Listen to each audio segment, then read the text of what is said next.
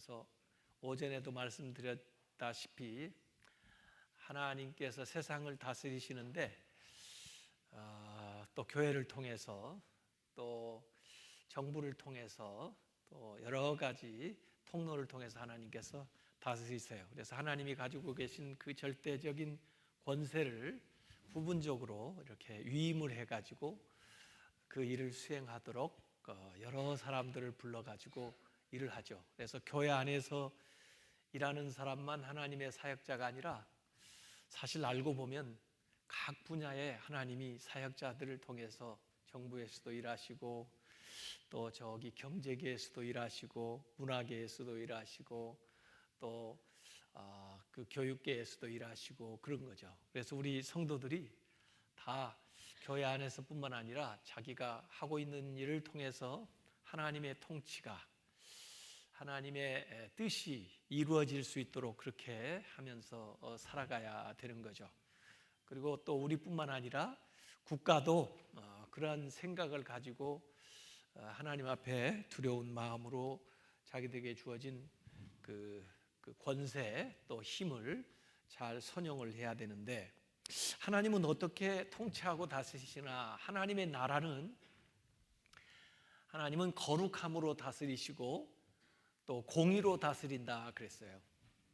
세상의 통치하고 조금 다른 게 뭐냐면, 세상 통치는 공의로 다스린다 이런 정도 가지고 우리가 이야기를 하고, 그 다음에 거기에 못 미치는 것도 참 많아요. 그런데 하나님은 공의로 다스릴 뿐만 아니라 그 앞에 거룩하심으로 다스린다 그래요. 하나님의 통치는 거룩하심이에요. 그래서 이 세상의 어떤 통치보다 더 위대한 거죠. 더 높으신 거고. 그래서 세상의 정의만 가지고는 안 되고 그 이상의 이 거룩함에 도달하기 위해서 노력을 해야 됩니다. 그래서 특별히 교회 안에서는 더 노력을 해야 되고요. 교회 안에서의 리더십은 정의로운 것만 가지고도 부족해요. 하나님의 그 거룩하심을 드러내는 것이 돼야 돼요. 그러려면 더 기도하고 더 하나님 앞에 바로 서도록 노력을 해야 되고, 세상의 통치도 공의로운 것만 가지고는 부족해요. 하나님의 그 거룩하심을 드러내는 그런 정치가들이 좀 많이 나왔으면 좋겠어요.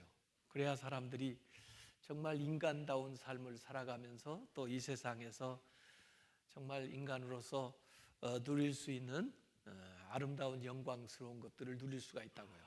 결국 우리가 하나님 나라에 임하게 되면은 하나님께서 그 거룩하심과 의로움으로 다스리실 거라고요. 그게 사실 하나님의 나라고, 그 하나님의 나라가 모델이 돼야 돼요. 그래서 이 세상의 통치는 그 하나님 나라를 지향하면서 그 하나님 나라를 이 세상에 이룰 수는 없지만 거기에 근접할 수 있는 것이 될 수 있도록 노력을 많이 하셔야 되죠. 하나님께서 다스리면 세상의 모든 불의와 혼란과 더러운 것, 이런 것들이 다 어둠이 사라지게 되죠.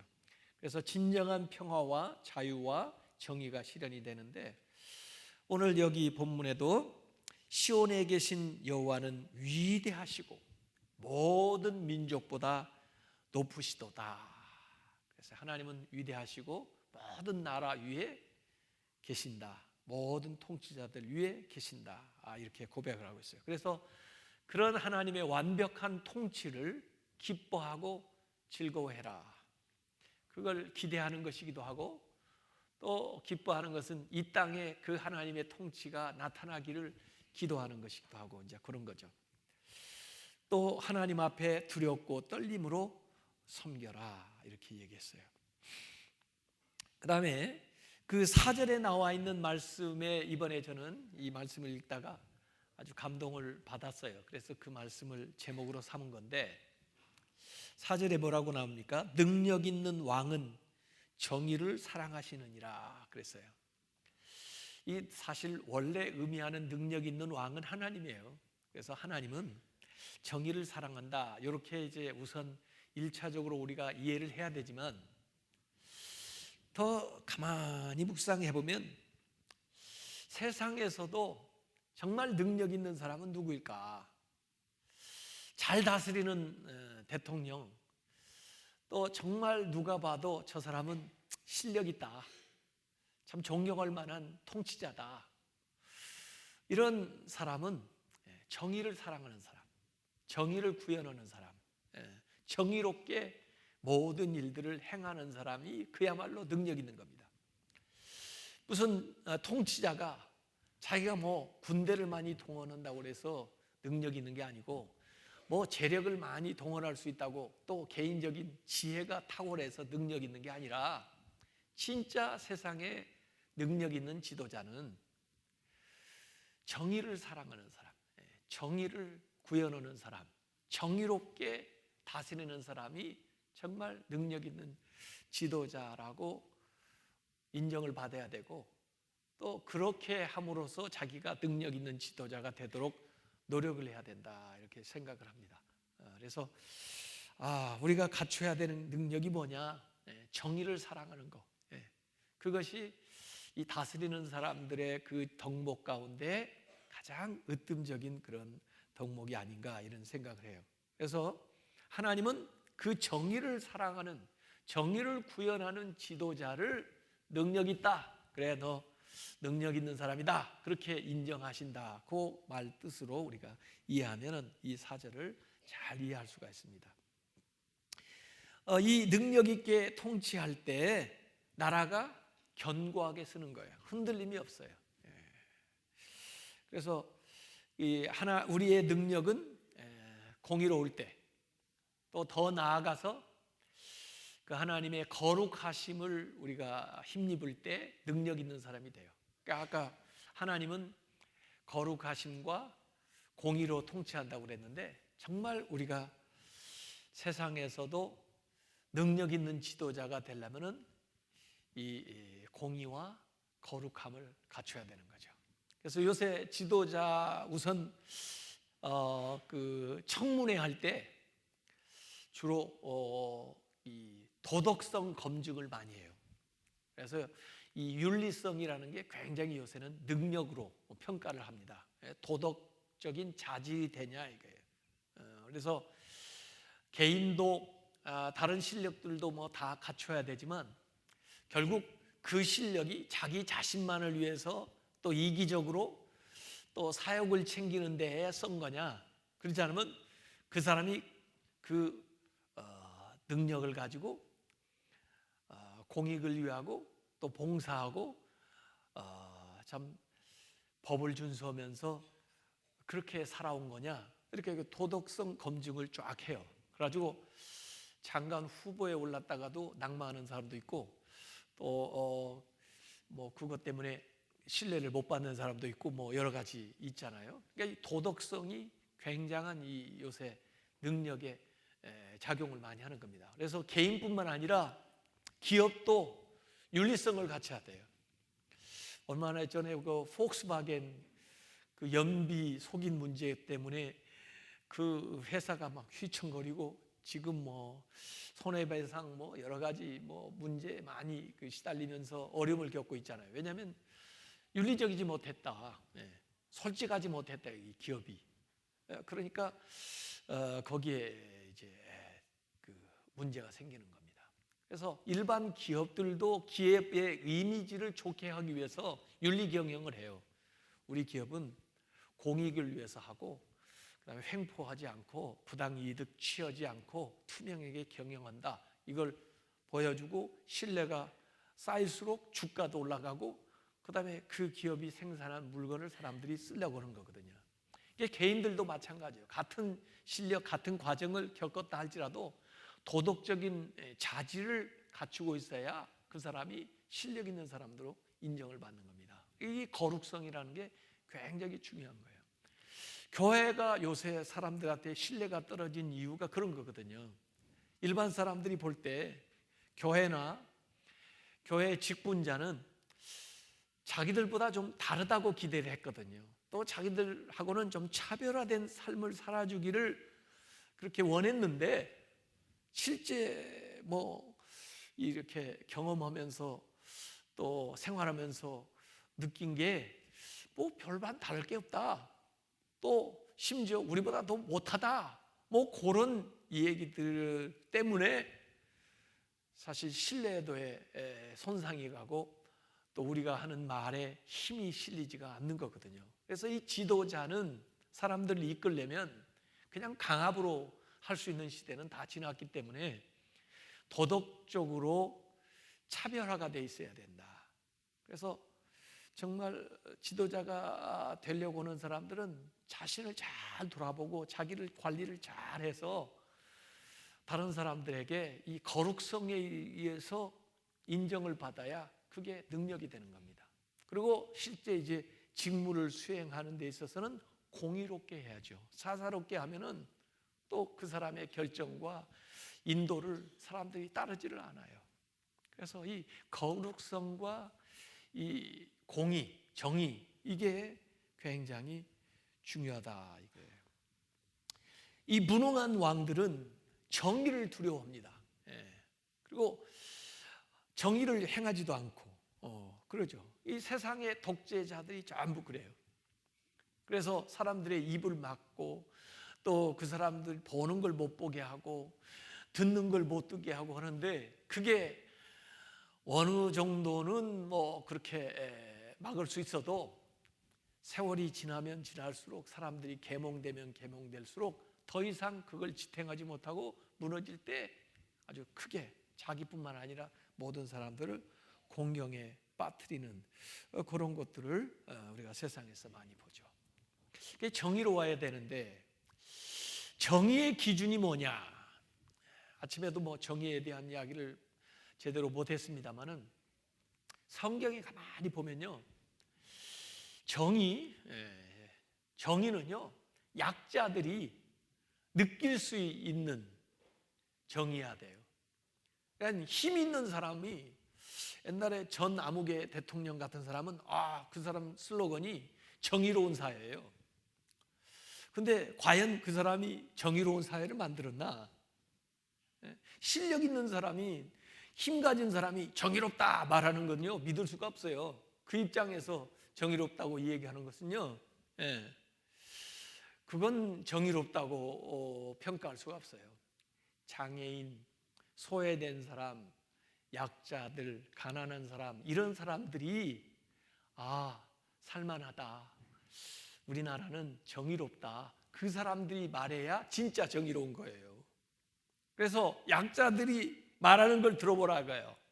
그들이 느낄 수 있는 정의, 그걸 구현하기 위해서 노력을 해야 됩니다. 있는 사람, 가진 사람, 소수의 사람이 생각하는 정의는 정의가 아니에요. 부분적인 거고, 그건 다른 사람들을 억압을 해가지고 자기들끼리만 누리는 것일 수도 있어요.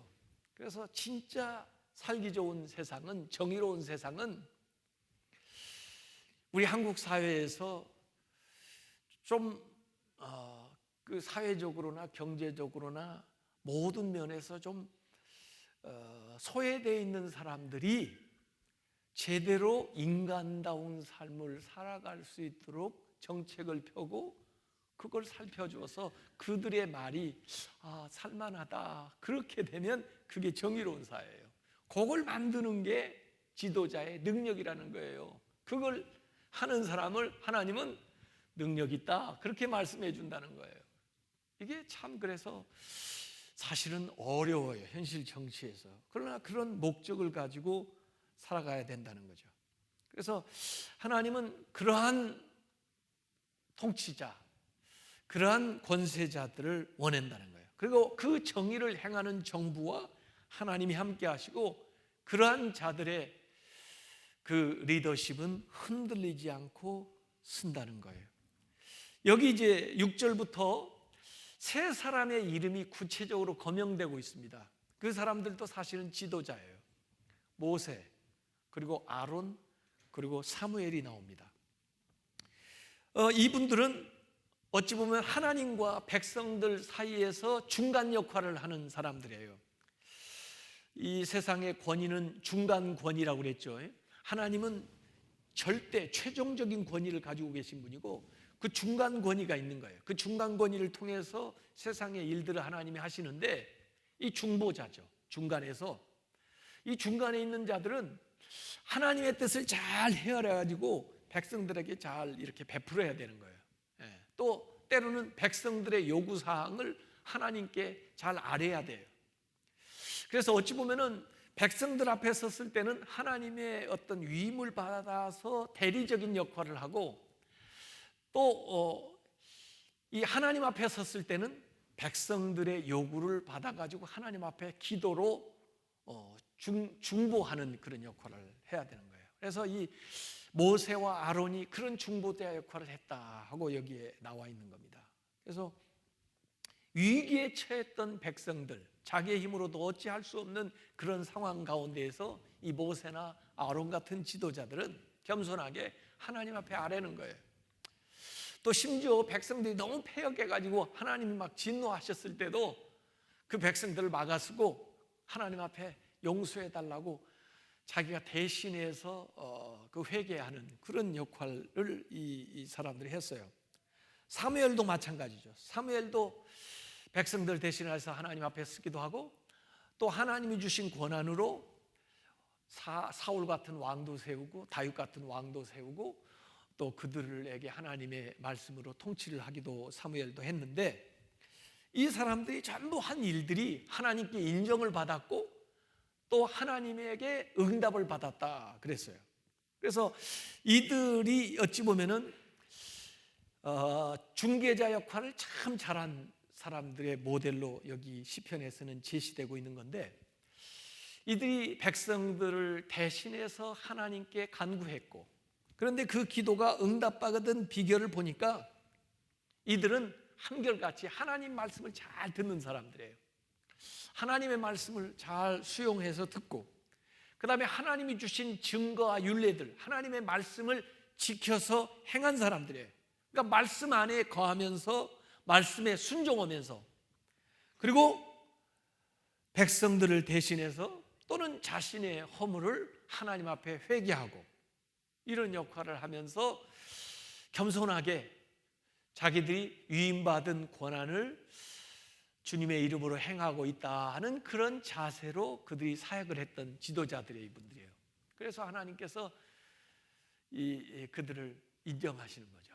그래서 어찌 보면은 그 하나님의 그 거룩하심과 하나님의 공의로운 통치가 이들의 사역을 통해서 부분적으로 나타나는 거예요. 하나님의 거룩하심이 드러나고 또 하나님의 공의로우심이 그들의 사역을 통해서 드러났던 인물들, 이게 이제 모세, 아론, 사무엘입니다.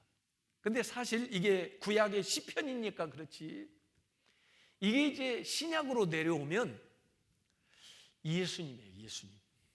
예수님이 그런 역할을 하신 분이요. 하나님의 통치를 우리가 제대로 알려면 예수님이 하신 걸 보면 알 수가 있어요. 예수님이 하신 일이 거룩하심으로 다스리시고 공의로우심으로 다스리는 거예요. 근데 이 세상에서 거룩함을, 예수님이 하나님의 거룩함을 드러내고 하나님의 의로움을 드러내는데 우리가 거기에 못 미치잖아요. 하나님의 거룩하심에도 못 미치고 하나님의 의로움에도 못 미치잖아요. 하나님이 요구하는 수준에 도달을 못 하잖아요.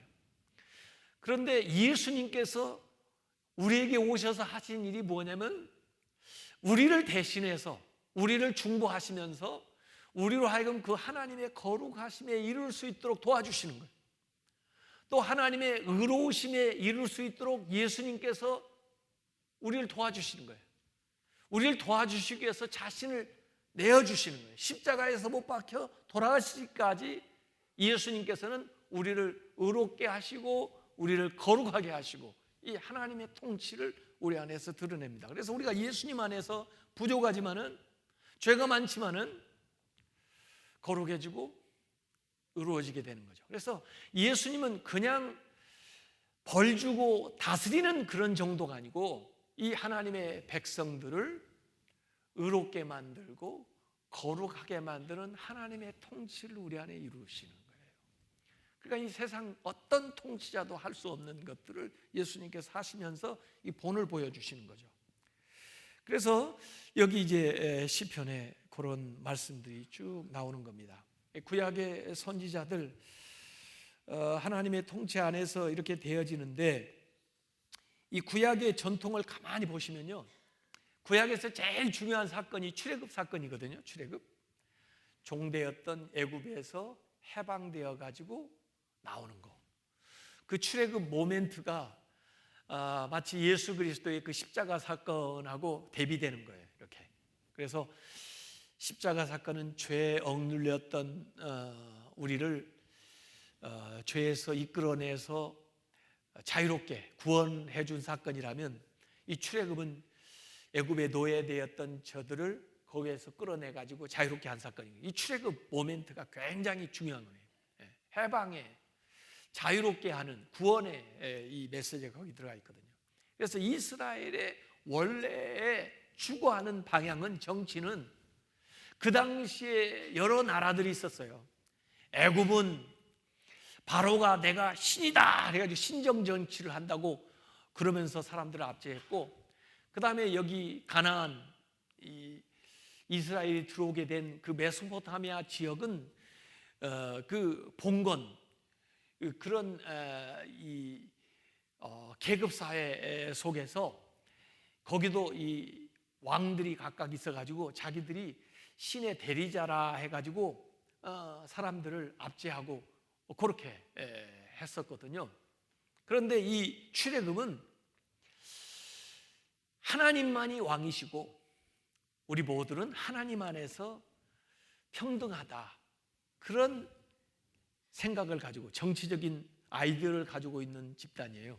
그래서 들어와서도 12지파가 골고루 이렇게 땅을 나누고, 그 다음에 왕보다는 하나님이 우리를 다스리시고 우리 모두는 그 안에서 서로 평등한 부족 연명체를 이루자 하는 것이 그들의 처음 생각이에요. 나중에 이제 세속 나라들이 왕들 그 세워가지고 하는 것들에 대해서 영향을 받아가지고 결국 그 사울 왕을 세우지만, 그 왕도 절대 권력을 가진 다른 나라하고는 달라요. 하나님을 섬기면서 그 가시적으로 하나님의 그 권한을 위임받아서 대신 통치하는 것으로 해서의 왕. 그래서 실제로 킹이라고 말하지를 않고 프린스, 나기드라고 얘기했어요. 처음에 나기드. 원래 보면요, 나기드라는 말은 왕자라는 말이에요. 왕은 하나님이시고, 그래서 지도자라는 뜻이에요. 이렇게 해가지고 권한을 위임받아서 하는 것이 원래 이스라엘의 그 아이디어입니다. 그래서 우리는 다 하나님 안에서 동등한 존재들이다. 다만 하나님이 뜻이 있어서 어느 때 하나님에 맞는 사람을 이렇게 세웠는데, 그에게 권한을 하나님이 위임을 해준 것인데, 그 권한을 가지고 하나님의 영광을 위해서 또 하나님의 뜻을 펼쳐나가는데 써야 된다 하는 것이 기본적인 사상이에요. 그게 출애굽 정신인데, 거기에서 어긋나는 행동들을 하면은 선지자들이 와가지고 계속 그걸 상기시켜 주는 겁니다. 선지자들이 하나님의 말씀이 임해가지고 와서 그 왕한테 가서 얘기하는 거예요. 당신은 하나님의 그 말씀에 어긋나는 행동을 한다, 하나님에게 불순종한다, 하나님이 당신을 심판할 거다, 이런 얘기를 했어요. 그래가지고 왕권을 견제를 하는 거예요. 그래서 그 출애굽의 그 기본적인 생각을 계속 잊지 말고 해 나가야 된다는 것이 성경 구약에 관통하고 있는 사상들에게요. 그래서 그 정신이 여기 시편에도 나타나는 겁니다. 그래서 하나님이 세상을 다스리시는데 거룩함과 의로움으로 다스린다. 하나님의 사람들을 이렇게 가지고 그걸 시행하는데, 그것이 기준이 돼서 거기에 잘못된 것들은 상기시키고 또 고치고 때로는 징계하고 이렇게 되는 거죠. 그래서 이런 통치가 결국 이루어지는 것이 이제 예수님에게서 일어나는 건데, 여기 출애굽기 34장 7절에 하나님에 대해서 이런 말씀이 나옵니다. 인자를 천대까지 베풀며, 하나님의 사랑은 천대까지 베풀고 잘한 것은 천대까지 복을 주고 악과 과실과 죄를 용서해 주는데, 회개할 때 용서해 주는데, 그러나 별은 면제하지 아니하시고 아버지의 악행을 자손 3, 4대까지 보응하리라 이런 말씀이 나와요. 그래서 잘못한 것은 징계하고, 그러나 그 잘못했다 할지라도 회개하면 용서해 주시고, 그러나 잘한 것에 대해서는 하나님께서 자손 대대로 축복을 해 주신다 하는 말씀이 여기에 나와 있어요. 그래서 이 지도자들이, 통치하는 사람들이 그 하나님의 뜻을 잘 받들어서 정치를 해야 된다. 아까 예수 그리스도에 대한 이야기를 했는데, 예수님은 정의를 사랑하는 능력 있는 통치, 회개하는 자의 죄를 대신 지시는 용서하는 통치, 회개하지 않는 자를 심판하시는 정의로운 통치, 이런 것들이 나타나는 거죠. 그리고 그 예수님은 우리를 위해서 하나님 앞에 중보하시고, 이렇게 해서 그 이스라엘의 그 지도자들에 대한 이야기가 쭉 나오고요. 그다음에 마지막 9절에는 너희는 여호와 우리 하나님을 높이고 그 성산에서 예배할지어다. 여호와 우리 하나님은 거룩하심이로다 그랬어요. 이 성전에서 하나님 앞에서 하나님을 높이고 예배하라. 왜냐하면 하나님은 거룩한 분이기 때문에 그렇다 그랬어요. 그래서 세속의 정치가 정의로운 사회를 만드는 거기에서 끝나지 말고 정말 하나님의 거룩함을 드러내는 통치로 나아가도록 지도자들이 스스로 하나님 앞에 성결한 삶을 살고, 그리고 그들의 그 지도력을 통해서 정말 하나님의 영광이 나타나고 또 거룩하신 하나님이 드러나고, 그 혜택을 많은 사람들이 누릴 수 있도록, 특별히 연약하고 힘들고 고통스러운 사람들이 하나님의 그 긍휼하심이라든지 또 자비하심이라든지 사랑이라든지 은혜라든지 이런 것들을 누릴 수 있는 그런 나라로 나간다면은 진짜 하늘나라를 향해서 근접하는 정부가 되겠죠. 근데 세상에 어떤 나라가 그렇게 하는지 모르겠어요. 어쨌든 나라마다 차이가 다 있습니다. 우리나라도 과거 역사부터 지금까지 보면은 굉장히 많은 우여곡절을 겪으면서 그래도 조금씩 나아져 가지고 지금 보면은 옛날에 비해서는 굉장히 나아진 그런 나라가 됐어요. 그런데 사실 우리나라보다도 이 인권에 대한 거든지 자유에 대한 거지 복지에 대한 거든지 이런 걸로 비교해 보면 더 나은 나라들도 사실 세상에 있죠. 그래서 앞으로 나라와 민족을 위해서도 우리가 기도하고, 또 우리 스스로가 어느 곳에 가든지 사실 지도자예요. 그리고 지도자적인 역할을 해야 되는데 하나님의 공의를 드러내고 더 나아가서 하나님의 거룩하심을 드러내는 지도력을 발휘해야 됩니다. 그것이 능력이고, 하나님이 볼 때 그걸 능력 있는 자라고 그러고, 그런 사람들이 성경에 모세라든지 사무엘이라든지 다윗이라든지 이런 지도자가 있었고, 바로 예수 그리스도께서 이 세상에 오셔서 그러한 모습을 실제로 우리 가운데 보여주셨어요. 그래서 우리가 본받아야 될 리더십이 그런 것들이죠. 또 우리나라가 앞으로 지향해서 나아가야 될 방향은 그 하나님 나라의 그 모습을 드러내도록, 하나님의 거룩하심과 의로움을 드러내도록 그렇게 나아가는 것이 우리의 지향점이다. 이걸 위해서 기도하시고, 또 각 있는 위치에서 그런 나라 민족 되기 위해서, 또 그런 리더십을 발휘하기 위해서 애를 쓰는 우리 모든 교우들 되시기를 주님의 이름으로 축원합니다. 이 시간 우리가 한번 한 두어 번 기도하겠습니다. 오늘은 특별히 북한에서 탈북해가지고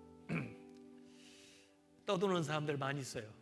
사실 북한 인권 상황이 어렵기 때문에 그곳에